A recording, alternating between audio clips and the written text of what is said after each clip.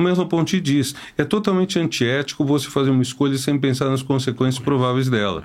Mas, ao mesmo tempo, você está fazendo um juízo de valor.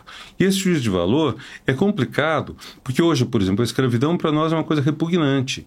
Então, como nós vamos julgar George Washington, Thomas Jefferson, os fundadores da República Americana, especialmente o Jefferson, foi um grande democrata, que tinha escravos, que teve filhos como escrava, filhos que ele manteve escravos, isso é uma obscenidade, mas na época não era. Então, se eu for muito na direção do relativismo, eu vou dizer que cada época tem a sua ética, e aí eu perco o que é próprio da ética, que é, vamos dizer, ser um juízo que procura fazer que sejamos melhores. Agora, também nesse sentido, uma história que me contou a minha antiga orientadora, Dona Gilda de Melo e Souza. Ela tinha uma tia que andava pelas ruas de Botafogo, começo do século XX, foi mais de 100 anos, com uma bengala, dando pontapé quando cruzava com o negro, dizia, preto não pode andar na calçada. A Dona Gilda falava isso indignada com a tia, antes que algum idiota vá pensar que ela estava elogiando a tia, que ela achava legal. Mas, veja só, isso é uma coisa que, na época, muita gente acharia normal. Hoje, para nós, é obsceno.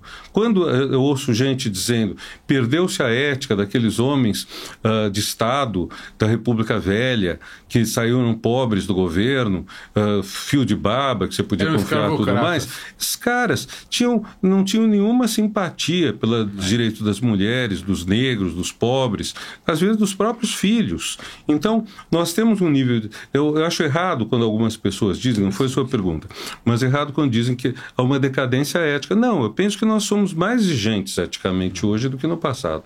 Agora, de qualquer modo, eu quero provocar um pouquinho mais nisso. Tudo bem? Não sei se você quer entender. Sou eu. Não.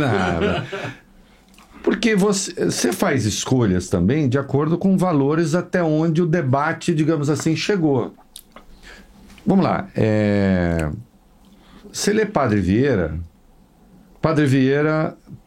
ele questiona a violência da colonização contra os negros, principalmente contra os índios, mas contra os negros também, embora ele...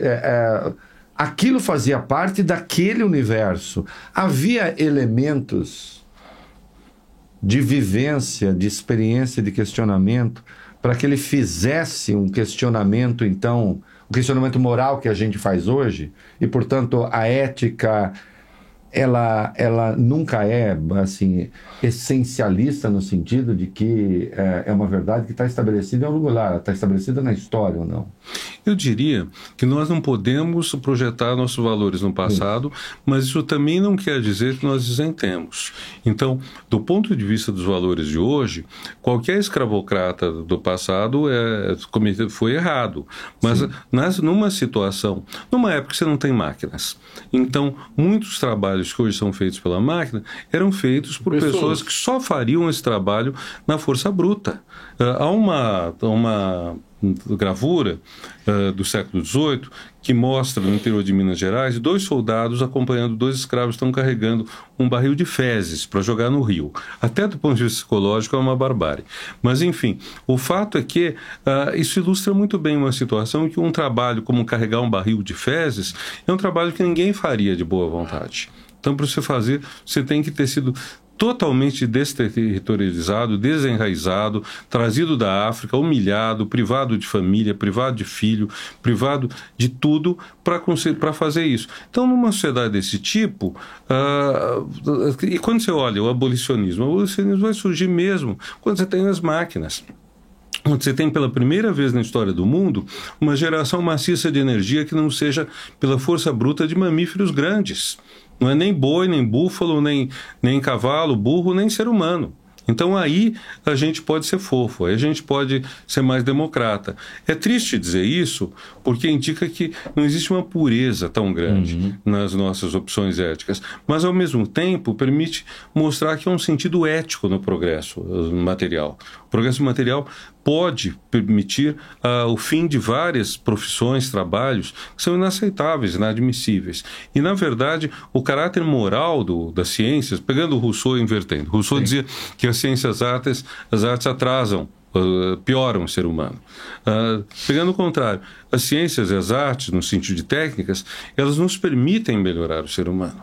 porque elas permitem, pela primeira vez na história, você ter gente que vence Que de belo novo discurso, o né, mundo da professor? necessidade, né? Oi? O discurso da ciência e das artes. Estou falando desse livro. É lindo. É lindo. Um lindo livro. Um lindo. Você leu numa ensaio. edição bonita, é isso? Mas é lindo e deu todo sentido. Não, o livro é ótimo, é muito bom. Rousseau é um autor extraordinário, né?